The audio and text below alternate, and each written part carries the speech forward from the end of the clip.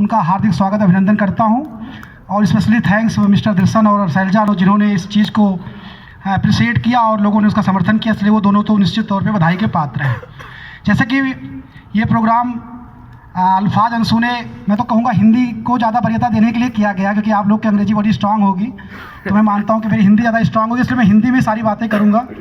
तो पहले तो मैं स्वागत के लिए दिलशन और शैलजा की तरफ से जो लोग यहाँ आए हैं उनके लिए बोलना चाहता हूँ, गर्वज में खुशी में आप सब तशरीफ़ लाए हैं, फूलों के क्या बिसात हम तो दिल बिछाए हैं। और उन लोगों के लिए बोलना चाहूँगा जो लोग नहीं आए हैं, शायद ये मौका आपने गंवा दिया है, इतना सुनहरा मौका आपको नहीं मिलेगा। अभी भी कुछ भी नहीं बिगड़ा है। अगर मेरी आवाज़ आप तक जा रही हो तो मेरा आपसे निवेदन भी है, और आदेश तो नहीं कर सकता, निवेदन भी है, और आपसे हाथ जोड़कर निवेदन है, आप आ जाएं और इस प्रोग्राम को सफल बनाएं। पहले तो मैं एक शायरी के साथ शुरुआत करूंगा और बीच में मैं एक हास्य व्यंग की कविता सुनाऊंगा जो शायद मैं कह सकता हूँ मेरे द्वारा ही लिखी गई है, और आप मेरे ऊपर ही वो मान भी सकते हैं, शायद वो हंसाने के लिए होगा, आपको शायद अच्छा भी लगेगा। पहले तो मैं कुछ लोग क्या आपको जो अपनी शुभकामनाएं देता हूँ, लोग गद्य में देते हैं, वो शुभकामना मेरी पद्य में होगी, और मुझे उम्मीद है शायद वो मेरी शुभकामना आपको अच्छी लगे।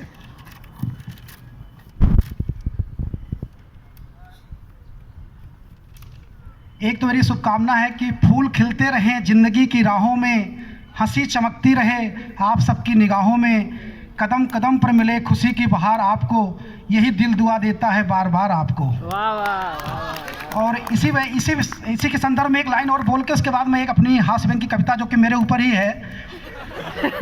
बनके अजनबी मिले थे हॉस्टल के इस सफ़र में, इन यादों के लम्हे को कभी मिटाएंगे नहीं, अगर याद रखना फितरत है आप सबकी तो हम भी आप सबको कभी भुलाएंगे नहीं। और जो मेरी कविता है मैं अपने ऊपर इसलिए कह रहा हूँ बार बार, क्योंकि जब कोई कभी या कोई व्यक्ति अपने बारे में कुछ हंसाने के लिए आपको करता है तो मेरे ख्याल से वो ज़्यादा अच्छा होता है। इसलिए मैं किसी और घटना मेरे ऊपर सही नहीं भी है, बट आप मेरे ऊपर इसलिए मान सकते हैं क्योंकि तभी आपको मज़ा आएगा।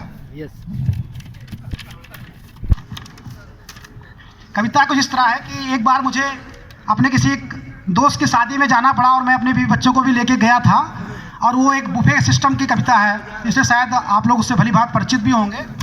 तो कविता कुछ इस तरह है।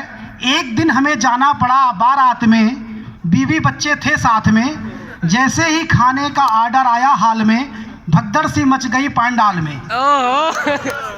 एक के ऊपर एक बरसने लगे, जिसने जो झपट लिया वो झपट लिया, बाकी सब खड़े तरसने लगे। कौन से पार्टी में गए थे सर? पहला व्यक्ति हाथ में प्लेट लिए इधर उधर चक्कर लगा रहा था, खाना लेना तो दूर से देख भी नहीं पा रहा था। दूसरा व्यक्ति प्लेट में चावल की तस्तरी छांट लाया था, उससे ज्यादा वो अपना कुर्ता फाड़ आया था। तीसरी एक महिला थी जो ताड़ के वृक्ष के समान तनी थी, उसकी आधी साड़ी पनीर की सब्जी में सनी थी, वो उसे बार बार धो रही थी, पड़ोसन की पहन के आई थी इसीलिए रो रही थी। चौथा व्यक्ति गरीब लाचार था, इसलिए कपड़े उतार कर वो पहले से ही तैयार था। पांचवें व्यक्ति का तो नसीब ही खराब था, बीवी बच्चों से ज्यादा उसका अपनी प्लेट पर ध्यान था। छठा व्यक्ति अजीब हरकतें कर रहा था, खाना खाने के बजाय जेबों में भर रहा था।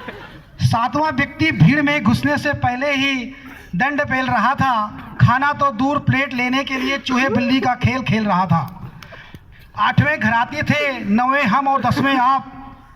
ये जो अंतिम लाइन है इस पर जरूर ध्यान दीजिएगा। देखकर हालत में अपनी बीवी से बोला, चलो लौट चले सही सलामत। तो वो बोली, पहले तुमसे शादी करके पछता रही हूँ, पहली बार किसी शादी में बिना खाना खाए जा रही हूँ। सर लगता है भंडारे में गए थे आप। ये शादी कह सकते हैं कि किसी गांव किसी शहर में रही होगी और कोई हम जैसा गांव का व्यक्ति आया होगा, इसलिए उसको इतना आनंद आया। और एक दो शहर और भी कहना चाहता हूँ।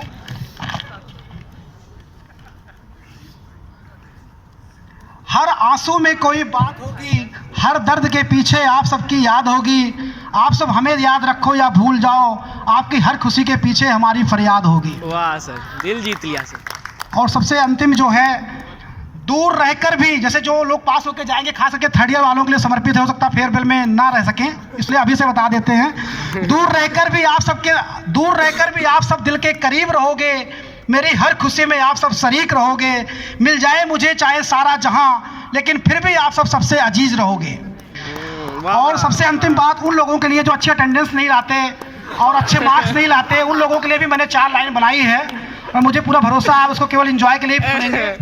क्योंकि वो लोग कहते हैं ना कि सर टीचर अच्छा नहीं पढ़ाते, सर आप डिसिप्लिन बड़ा अच्छा नहीं है। उनके लिए कहना चाहूँगा, लोग डूबते हैं तो समुंदर को दोष देते हैं, मंजिल ना मिले तो किस्मत को दोष देते हैं, खुद तो संभल कर चलते नहीं, जब लगती है ठोकर तो पत्थर को दोष देते हैं। वाह वाह सर, वाह वाह वाह वाह वाह। मुझे उम्मीद है कि मुझे ऐसे 5 मिनट के लिए मैंने अपने लिए समय मांगा था और एक बार पुनः इस हॉस्टल के सभी विद्यार्थियों का और warden sir, warden madam, Krishna Kumar sir, Uma madam और दोनों प्रेसिडेंट, और सबसे ज़्यादा मैं थैंक्स इसलिए बार बार कहना चाहता हूँ दर्शन और शैलजा को, जिन्होंने इस प्रोग्राम को किया।